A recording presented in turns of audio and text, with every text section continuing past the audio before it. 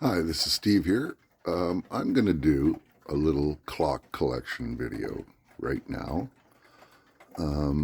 These are the clocks I have just down in my basement. So I've been collecting for about a year and a half now, and this is what I've got in my basement. I have a couple of clocks upstairs, but they're not antiques. So the first one is an Arthur Penguin Brandon 2. I did the gilding on the bottom glass there, Canadian time. It's a Brandon 2. It's about from the 1940s, I would say. This is a Smith Empire. One of my failures. I broke the platform balance on this, and it's impossible to find. So up on the wall it goes until we find out if we can get a part or not. This is a Gilbert Windsor model, time only with calendar. It's all original, totally original. The old face, everything. This is a Schatz Royal Mariner. I bought this not working for $65, and I repaired it, and it keeps perfect time. This is a Borrego ship's clock. Both my ship's clock ring the 8-bell strike. The cool little clock. This is a New Haven, time only with calendar. Not sure of the model, but it's a time only and it is a calendar. I changed the face on it, refinished the case. This is all redone from start to finish. Rebuilt the movement, everything. It's a nice clock. This is a Sessions. Now, if you look in the catalogs, it's a Model E or a regulator number 2 or 4. I'm not quite sure, but it's a Sessions clock. I got this. This is the way I got it. I fixed 2 scratches on the case and rebuilt the movement, and up she goes. So next is my Gilbert. It's a 3022 wall regulator. It said steel plates. It's from around the First World War. It's a university model, time only. That case is original. I polished the pendulum, and I put a new dial face. The old dial face was trash, so I put a new correct dial face. It says Gilbert there, and the writing on the bottom. So I put a new correct dial on it. I had the movement rebuilt by a professional horologist. The hands have been re-blued. They're beautiful. It's a beautiful clock. It's one of my favorites. This is an Ingram Hartford long drop, time only. I completely did this clock. I had the movement rebuilt, rebuilt the dial pan, refinished the case properly without damaging any of the woodwork. Have a look at the woodwork here. It's all perfect, you see. Not sanded off. A lot of times people took the sandpaper off. It's got a beautiful pendulum. The glass is original. And again, this one has steel plates too. It was a special rebuild from my horologist. Beautiful clock. I really love it. It's an Ingram Hartford. Next is a small schoolhouse clock, a New Haven. I bought this at an auction for $30. It wasn't working, and I'm going to refinish this clock. It's just got the movement fixed. I did it myself, cleaned, oiled, ultrasonically cleaned everything. So it's up and running until next spring. I'm up in Canada, and I can't really refinish things in the winter because of the smell of the chemicals. I have to do it outside, so I have to wait for warmer weather to do that. Okay, this is a Ansonia OG clock, 30 hour. It's from 1870. It's a really cool drawing. It says State House, Hartford. I haven't done anything to this clock, and the reason I bought it, see the pulley caps on the top. This is a string drawn weighted movement. I haven't done anything to it. Look at that case, beautiful veneer. And I bought it as soon as I saw it. I bought this in Kingston, Ontario. Just a beautiful clock. This is a clock I made It's a kit clock, New England Clock Company. In 1980, I built this. I thought it was 82, but it was actually 1980. I built it for my parents for their 35th wedding anniversary. It's got a cool little New England Clock Company. It's a time strike and calendar. And it's got a paper inside and everything. It's pretty nice. I just refinished this last year from blonde oak to a stained oak. I like it, I guess. It's pretty nice. This is a Anglo-American clock, European case, probably England. Has a New Haven movement in it, and I rebuilt the whole movement. I don't think it ran very long because the spring, one spring, the time spring was so corroded. It would have never run, so I had another spring and I threw it in it. I don't have a pendulum. That's just something I found around to get it running. I ordered a new pendulum. I'm going to change the face to a Roman numeral paper dial over that tin dial. The paint has all failed on the dial, and it's almost, they've tried to touch it up over the years, but of course they hacked it up. So I'm just going to succumb and put a paper dial. I've got nice Maltese hands. A lady was using this to keep her mail in the little door opens here. And she was keeping her mail in the slot here. It's pretty funny. So I fixed this door, and it's all mother of pearl inlay. So I'm gonna make sure this is protected properly with a good coat of varathane. Look at the carvings in that really beautiful clock. And scrolls here. They call it marquetry, the inlays. And I'm going to finish it properly, and it's going to be just stunning.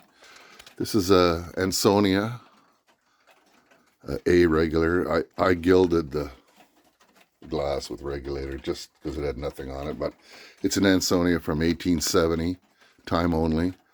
This is an interesting clock because the suspension spring is up around here on the backboard, so it's actually the period of the pendulum is much longer. See how slow that goes? This I'm going to refinish too. It's all mahogany. It's all mahogany veneer. So the lady I bought this clock off of, she gave me a huge roll of mahogany veneer. So I'm going to redo that properly.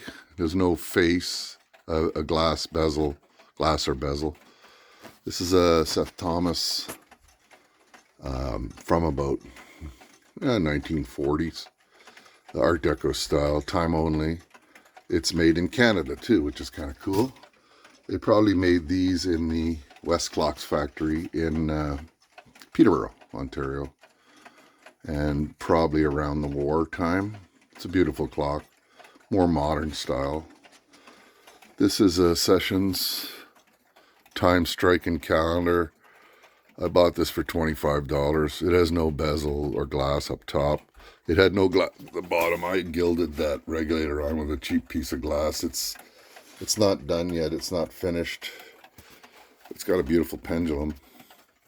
The movement is pretty tapped out. I got it to run, but it's really tapped out. I ordered a new dial for this at least, to put at least a new dial on. And but this is a Sessions long drop, time only, or time strike and calendar. So okay, this is a Sessions gingerbread clock, one of the first clocks I rebuilt, and it was trash. Like, I refinished everything. I got the gunk out of all the little turnings and everything. Did a pretty nice job. It's a nice honey color. The face isn't too bad. The gilding on the glass is really good. That's one of the reasons why I bought it. I paid a little too much for this, but one of my first clocks I refinished, and I bought that shelf on Marketplace for $5, and I threw it up on there. So this is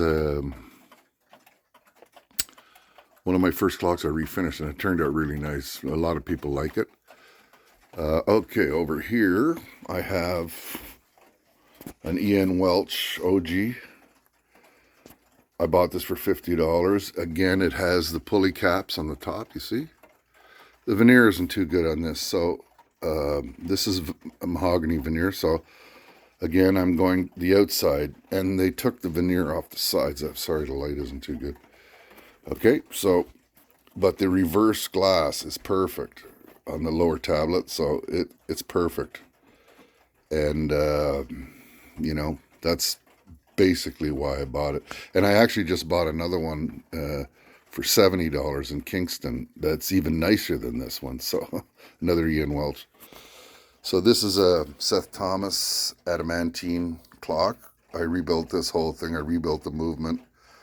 I put the gilt in the little filigrees in the front there.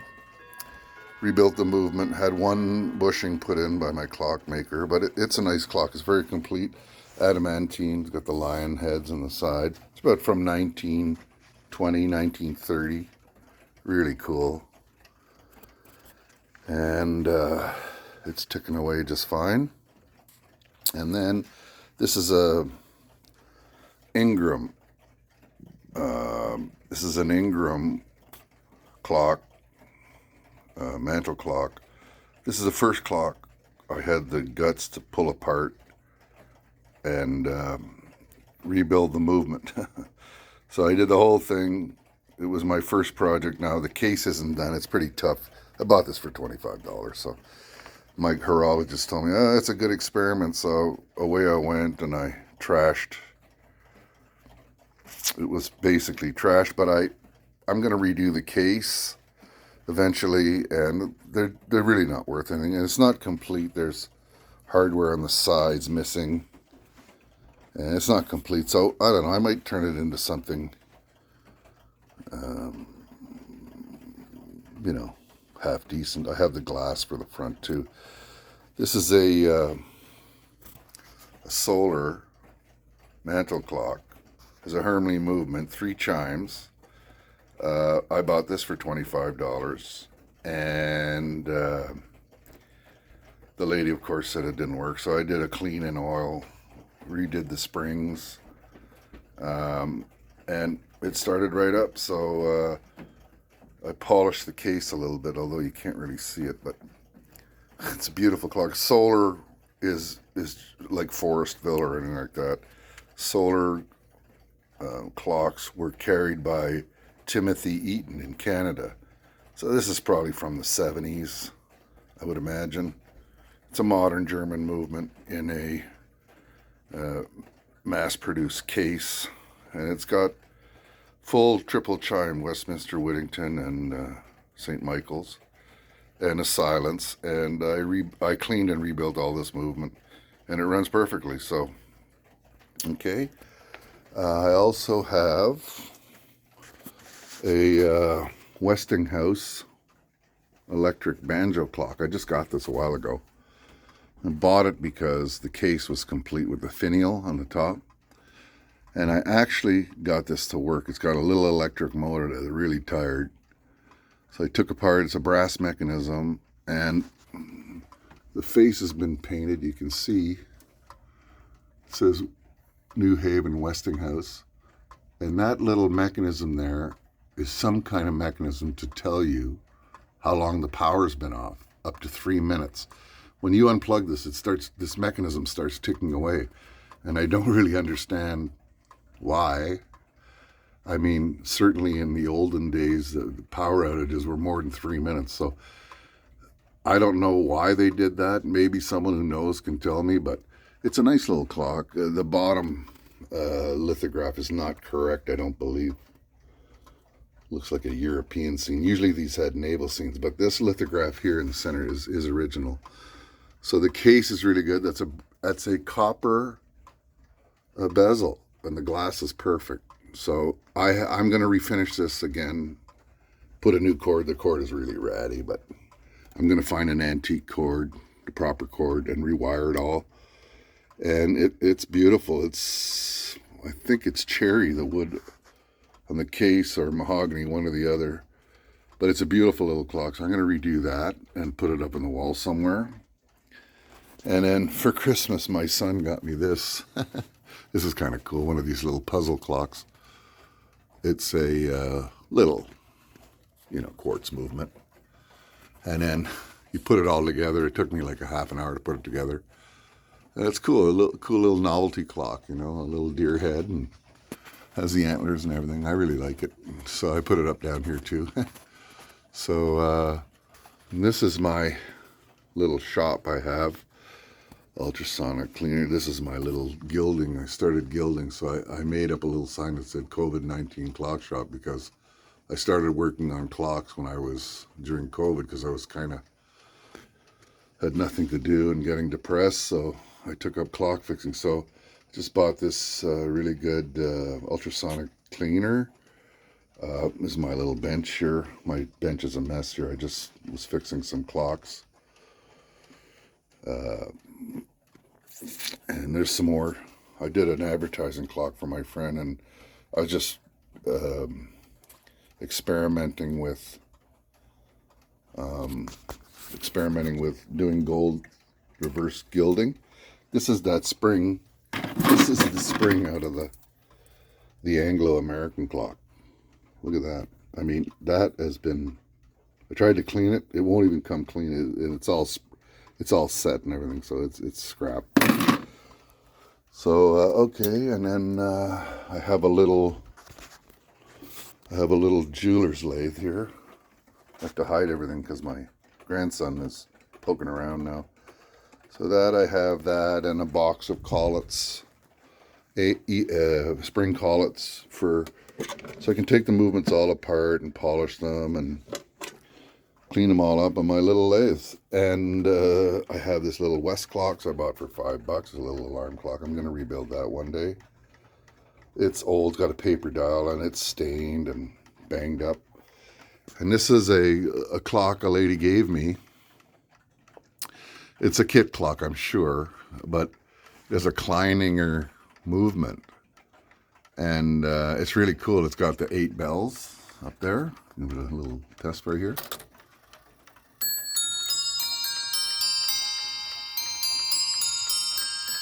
Pretty cool. So I'm looking for another bracket clock that someone has that's trashed, and I'm going to put this movement in it, and it's really nice. Like, it has shut-offs and really nice sounding movement. So that is my downstairs clock collection. Now upstairs I have a Colonial Times grandfather clock my dad made me in 1980, and I have that Seth Thomas wall regulator with the Hermley movement. So I'm trying to find space for all my clocks. But yeah, that's my little collection. So hope you enjoyed it. We'll talk to you later. Bye.